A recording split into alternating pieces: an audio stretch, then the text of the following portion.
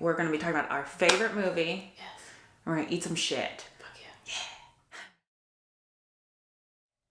Hello, everybody. My name is Jay. Welcome to my channel. And today, I've got another mukbang for you.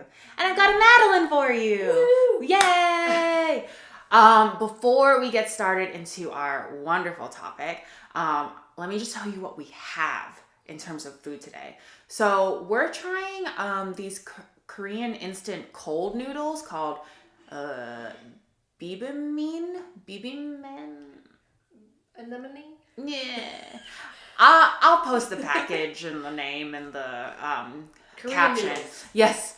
And they're cold. And they're spicy, so we'll see. And then we've got some INARI over here because we need more food, duh. How are you today? I'm good. I am ready to try some food and stuff my face. Yeah, let's do it. Oh my gosh. Okay, let's see. Can I get these noodles?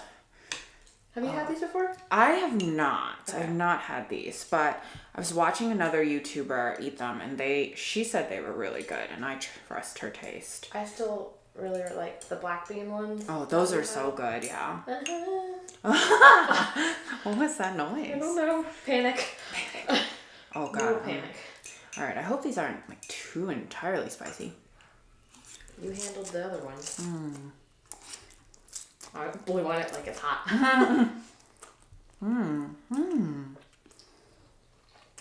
Are these rice noodles? No, Okay. I think they're just sweet. Just ready. These are good, yeah. Jinx. I kind of like that it's cold.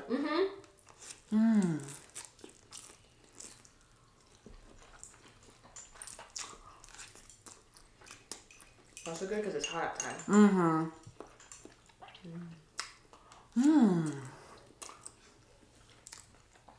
Guys, this is amazing.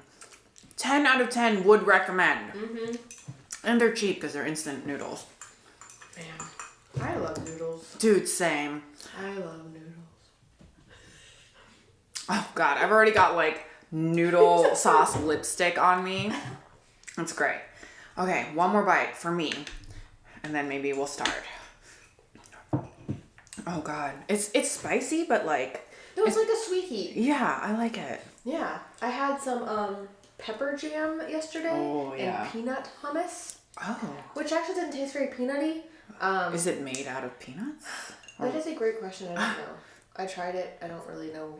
What makes it peanut hummus? Yeah, it definitely didn't have a peanut flavor. Maybe it was just like normal hummus with peanuts in it. Oh, okay. But there was like this red pepper jam stuff that it came with. It was super good with it.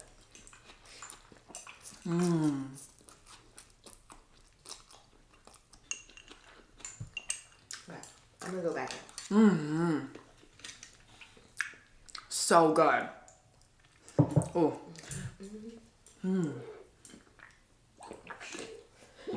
Have our basic drink, LaCroix.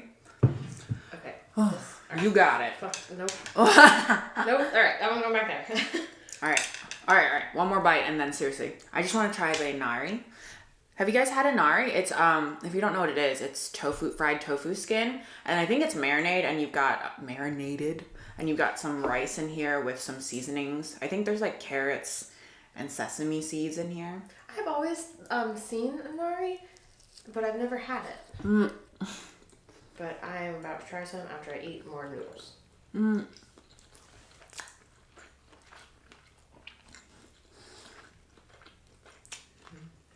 I think the nice thing about inari is it's not very salty. It's actually more sweet. Really? Yeah, it's really nice. So one thing that I actually tried for the first time this year was stuffed grape leaves. Which, I mean, it's Mediterranean, but that's super good. It's a grape leaf and then stuffed with rice in the middle, but it's like different flavored or seasoned rice. Something like that. But it's really good. I love stuffed grape leaves. And they're so easy to eat. I know. Like, and you then can eat 10 million. Some, like yogurt type sauce.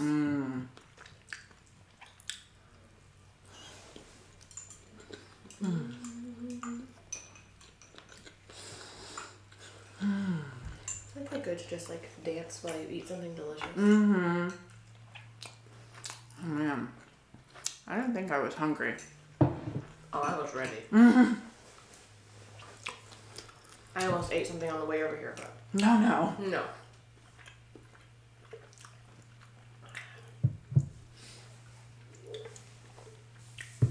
Okay. So, today... Oh, my gosh. Do I have a lot of stuff on my mouth? No, you got a little lipstick. Oh, always. Here you go, you got it. Always, guys. How does that end up there? My It's mouth is a just good too excuse large. to use your cute little mirror. Did we name him yet? I don't know. Oh, What do we name him? I don't know. He still makes me think of like the ice cream truck popsicles. Oh, that you get. yes. That's cute. Yeah. Our favorite movie ever is Insidious. Hell yeah. Have you guys seen Insidious before? It's been a while since I've seen it, but I've seen it so many times I could probably rattle off the synopsis like the back of my hand. But she just watched it last night. I did just watch it. Yeah, so tell us how it starts. Okay, let's see if I can do this. So the story basically starts off with a little boy kind of falls into a coma, if you will. Yeah. They don't know, not really sure what it is. And the house that the boy lives in, the mom starts seeing all these crazy ghosts and weird stuff happening in the house. Turns out that the boy is not in a coma, but He's like astral projecting. He's astral projecting, which basically means that like so his physical being is asleep, but his spiritual body is like astral projecting or kind of traveling outside of his body. And this little boy apparently does it so well that he travels too far, or what the movie calls is the further. Just like, I guess it's the further you travel, you are more likely to get Just lost. stay there, yeah. Stay there.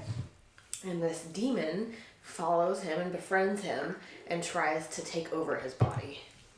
Excellent movie. Fucking scared the pants off of me. Dude, for real, the demon was terrifying. Like, there's one scene where the demon's face, like, just jarringly pops up behind, was it Patrick Wilson?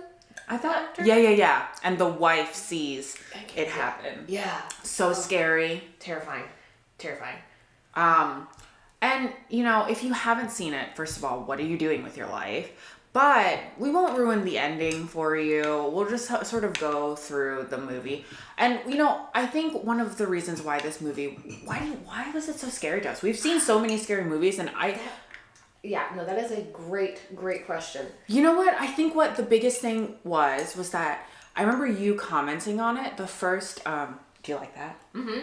Yeah. It is sweet. Yeah, it's a little sweet, but it's still savory enough. I don't know. I really like it.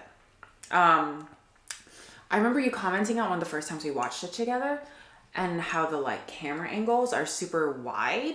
Yeah. So it sort of feels like you're expecting something to pop out, but it doesn't pop out immediately. It's also, like, I don't know if it's just other horror movies their camera angles tend to be very rigid and like stable. This movie felt a little looser. Like the camera would kind of move a little bit. It would like carry on certain scenes for a very long span. And okay, so the cinematography was awesome. Like, loved that. Loved the house that was filmed in. But then the second thing, because I just watched it last night after, like, I don't know, it's been at least a year since I've watched it. Yeah. One thing I realized, that movie is super quiet until it is not. All of a sudden, there's this crazy, like, eerie music, like someone played the wrong note on your music, like on the keyboard or something, and it just, like, jolts you. It's terrifying. It's pretty scary, and and it's still ringing in my head today. Like, I mean, it's just timelessly scary because it's about demons, and it's sort of, I think the biggest thing that some horror movies do really well is take what is supposed to be a good thing, like children, and turn it into the perverse. So, you know, the kid, he falls into a coma, he's astral projecting, and part of you, like, is so incredibly sad for the family because they're going through so much while the kid is, like, they think in a coma, and they're just worried about him. But then you're like, this kid is freaking creepy. Like, I don't Oh yeah. I don't feel safe around this child. Well, there's one part in the movie where, where the brother, so the little boy, his name is Dalton. He goes in the coma, but he has another brother. And I forgot about this part until yesterday, where the brother is talking to the mom, and he's like, Mom, can I switch rooms? And she goes, why? And he goes, because I don't like when Dalton gets up and walks around at night. And you're like, say what? So freaking scary. So and the kid is still in a coma, right? For, majority of the movie. And of course the mom is like, what? Yeah.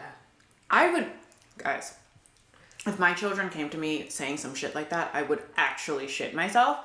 Go on Amazon, buy a camera, be like, is this shit real? And then like Paranormal Activity. Yes.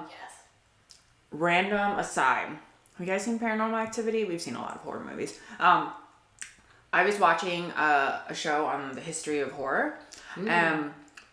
Paranormal Activity was one of the highest grossing horror films, and they did it on a budget of like $15,000. Yeah. And amazing. The cast, the crew was like 5 people. Like, they did it in the director's house. I didn't know that. Unbelievable. I think. Okay. Gonna diverge to talk about Paranormal Activity because you brought it up. Why that movie was so good. And you gotta make sure you have at least somewhat of a good screen. And make sure that like the brightness is up, because it's very dark. It's so dark, but it's great like that because you have to intently watch. And the little creepy details that are in that movie is what makes it. Also, when the chick screams at them. But sometimes, you don't need a budget. You don't need that much of a budget. If you have a good story and you can play on like the... Like natural human fear. The like, your eerie, the door moves and footprints and... Ooh. Truly, if I had a camera set up in my house, first of all, I wouldn't, because I don't want to know. So I actually don't want to know. Scary. Yeah. Sometimes when I was younger, I would try to listen to the EVP stuff. Like, dude, on the internet. why? I don't know, because I like to torture myself. You're insane. I could not. I actually could not. Like there's one scene in Insidious that I still think of whenever I close or open my closet door at night. It's when like Dalton is kind of running away from him, and Dalton opens the door and the demon pops out and tries to chase him. Cannot talk. Oh yeah, that's so much. It's so much. We were just talking to my boyfriend before we recorded this or started recording this, and he doesn't like scary movies because he's a very smart and practical man, but when it comes to like ghosts, he doesn't play around. He's not trying to be in a situation where there's ghosts involved. So for him to like sit down and watch a supernatural scary movie with me, it's just not his like idea of fun. He does it because he loves me and we only have one TV. Let's be real. Yeah, that's what love is, right? Sit together and embrace a horror movie. Get scared together.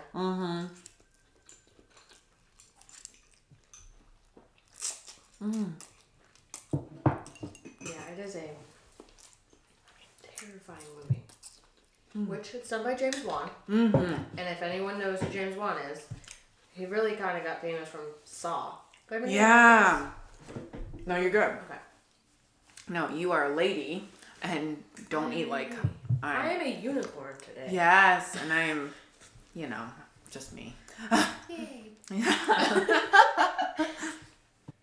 James Wan, again, directed Insidious, and he got famous by Saw, if you guys have ever seen that. I'm not going to say that it's a horror movie for everyone. Saw? Yeah, just because yeah. It's a bit gory, and people even people who like horror movies are sort of split when it comes to the incredible gore of movies like Saw and Hostel. Yeah. I have a coworker, and I've tried to talk to him about Insidious, and I want him to watch it, but he loves horror movies that are gory. He doesn't do the psychological thrillers. I think it's like your weird opposite. He doesn't like it because it freaks him out and it's too real. And but the gore is not too real, like you being chopped up. Yeah. that's fine. That's fine. Okay, sure. Why No not? big deal. Okay, But this is a giant. I like gore if it's intentional. Like, if it's just gory just to be gory, Just to be and there's gory, just a lot yeah. of blood to be everywhere, like, I need that storyline. Yeah, the storyline, which Saw was good with that. Mhm. There is a You wanna cat play a here. game? Oh my god. The first time I saw I was like, I'm going to be thankful for my entire life so that no one has an excuse to trap me in some hell crazy machine and try and kill me. Anyway, but James Wan, you know what I think about James Wan? Yes. And as much as I love him, especially because of Insidious, he has an interesting knack for a certain amount of camp. Like corniness almost. Like, so we watched The Nun recently, which I don't think, I think James Wan directed, or I don't know. He produced it. Okay. I think Yeah. something like Sometimes when James Wan attaches a name to something, you have to be careful of like whether he actually directed / written it or Right. just produced it. But I have noticed when he's attached to a movie in any sort of way, there's a certain amount of camp. Like, he likes to sort of be explicit in his villains. Like, at some point, you're going to see the whole villain. And I feel like a lot of other directors, they like to keep that air of mystery and don't always show you the villain entirely. And in Insidious, he showed the demon completely. And part of me was like, strange Okay, I choice. totally get what you mean. Yeah, now. yeah. That is the one. There's one scene where you see portions of the demon, and it kind of makes you want to laugh because it feels cheesy. But I love those movies where they're like, okay, we have this idea. Let's bring it to fruition. Actually, let the audience see what's chasing them. That I feel like when you actually see the monster, it can go one of two ways. You're either even more terrified, or it sort of brings you back down to the fact that you're just watching a movie. That's true. So you kind That's of a good point. get, reamped for the next scene. Actually, another James Wan movie was Dead Silence. That one was great. I was about ventriloquist dolls. But I guess it does kind of err on the side of campy because it has, there's dolls. They can either be very creepy or kind of silly.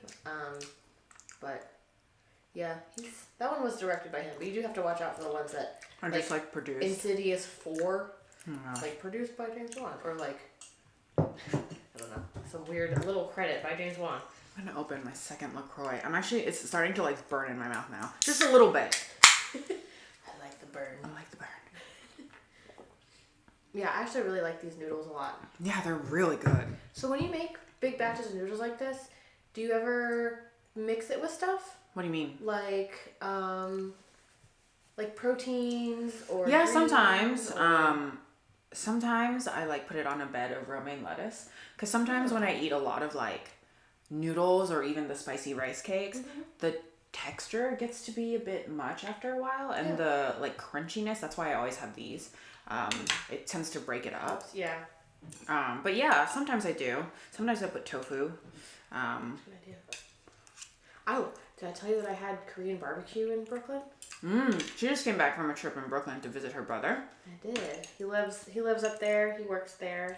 He's a graphic designer. He's very, very talented. Yes, he is. We actually saw one of his ads in Times Square when we were waiting to see Beetlejuice. That's amazing. I know. Oh, well, how was Beetlejuice? Dude. Yeah? Dude.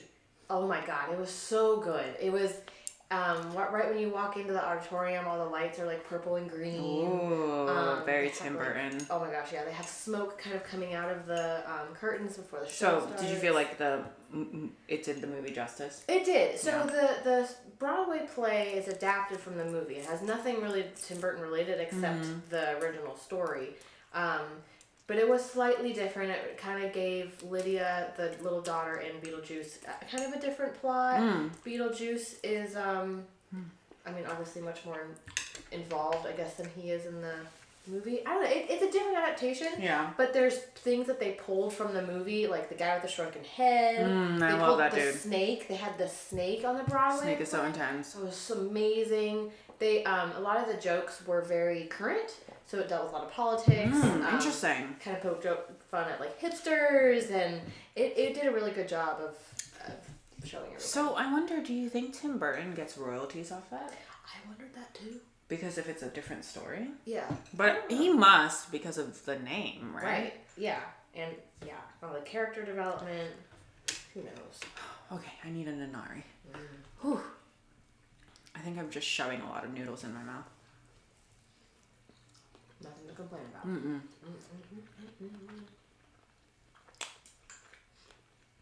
So it's probably, I think, have you seen all of the Insidiouses?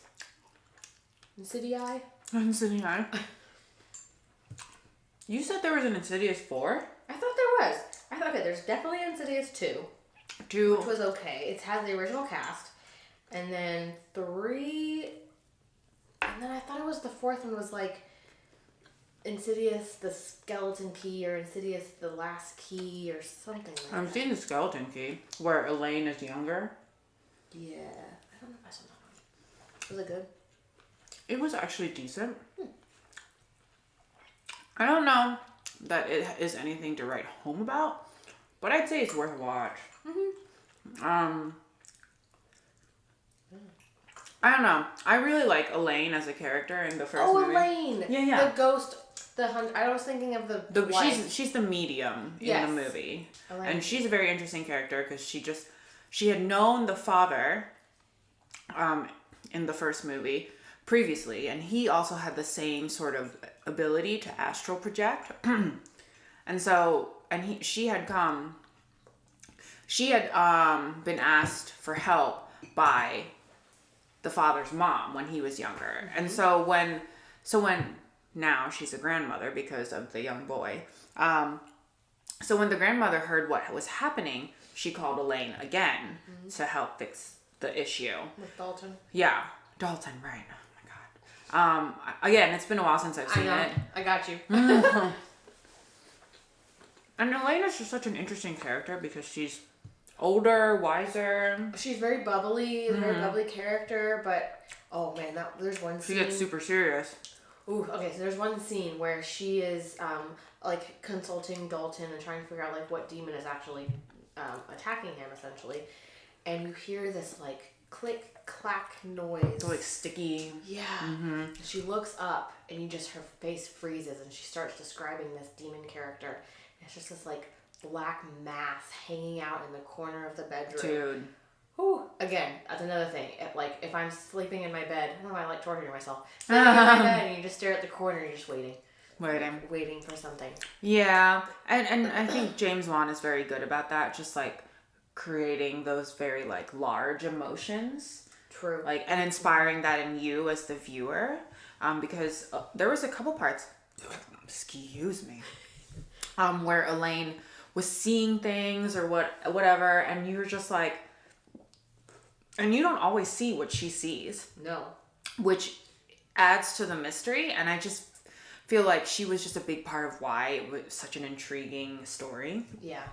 And so when they dove into her past in the third the Skeleton Key movie, I loved it for that reason.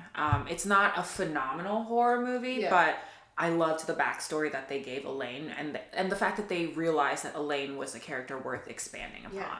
So I will say, the one thing that I like that James Wan has been doing is expanding the universe. Yeah. Almost like the Marvel-verse, but James Wan version for horror movies, which, good job. Because there was Insidious, and then there was Annabelle. There was, I thought, so the like old woman in Insidious. Annabelle is not part of Insidious. The Conjuring universe. That's what, yes, you're right. The Conjuring universe. Insidious is its own sort of contained universe because it has the like 4 movies. But what did the old lady in Insidious, I feel like. What old lady? The ghost lady? Yeah, there was a creepy ghost lady. I don't know how many spoilers I want to give. But I swear she had a spin-off, or she was a character in Dead Silence. I have to go back and watch, but they're all somehow interconnected. Yeah. No, I think you're right. I haven't seen Dead Silence in a long time. I remember being less than overwhelmed about Dead Silence, but I think it's because I watched Dead Silence after I saw Insidious, and I was so blown away by Insidious. And when I watched It Since, I was like, this is scary, but it's not the same. You know what I just thought of, which really interesting? The two commonalities that Insidious and Dead Silence has is the play on super quiet and really loud noises, and kind of juxtapositioning of both of those which I didn't think about till just now. Maybe that's why they're so creepy. Have you? One of the things I did like about Dead Silence, if I had to pick like the 3 like horror themes that scare me the frickin' most, dolls would be one of them. Ugh. Dolls, creepy children, scary houses. Like hands in that order. That I don't know. Maybe not, because it's a toss up between children and houses being the scariest. Yeah. Because in houses, you, as an adult, this is where my mind has gone. Like when I was younger and I would watch movies like the Amityville Horror or Insidious, I'd be like, just freaking move, just leave. But now as an adult who owns a house, it's very hard to just leave a house that you spent thousands of dollars moving into. Yeah. And then like you can't just like tell your realtor you're selling the house. You have to do all these things and all your money's tied up, and it's just an absolute heartbreak if you have to just leave it because you're being haunted. But then at the same time you're like, this is my life. This is my family's life. Sanity. I need to leave. But from what we learned from Insidious, sometimes moving houses doesn't work. Yeah. And you know what's interesting too? So James Wan, obviously this episode is just going to be a love letter to James Wan. Love you, James Wan. Yay. Please, let's go have coffee. Oh, yeah. Wouldn't that be awesome? But you know, when James Wan did the Conjuring movies, they're based on sort of the real stories of Ed and Lorraine Warren. Mm-hmm. But Insidious came first before the Conjuring. He must have been reading Ed and Lorraine Warren stories for a while, because when I read The Demonologist, that was one of the things that Ed and Lorraine Warren said.